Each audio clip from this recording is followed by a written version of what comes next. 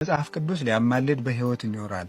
ስለኛ የሚማልደው እሱ ራሱ መስዋዕት የሚሆን በግ ነው። እሱ ራሱ የራሱን መስዋዕትነት የሚያቀርብ ሊቀ ካህናት ነው። እሱ ራሱ የራሱን መስዋዕትነት የሚቀበል ንጉሥ ነው። ንጉሥነቱን አባቴ በማለት ገለጠ። አባቴ ሲል የእግዚአብሔር ልጅ እግዚአብሔር ነው። እሱም እግዚአብሔርነቱን እየገለጠ ነው። ስለዚህ ራሱን መስዋዕት አድርጎ አቀረበ። ራሱ መስዋዕት ሆኖ ቀረበ። በራሱ መስዋዕትነት ከአባቱ ጋር ሆኖ ታረቀን፣ ይቅር አለን።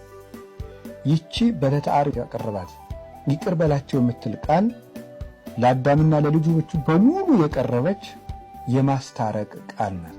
የይቅርታ ቃል ናት። የቤዛነት ቃል ናት። ይቺ ቃል ዓለም እስከሚጠፋ ድረስ የሰው ልጆችን ሁሉ ስታስታርቅ ትኖራለች። እሱ በሱ በኩል ወደ እግዚአብሔር የሚመጡትን ሁሉ ሊያድናቸው ይቻለዋል።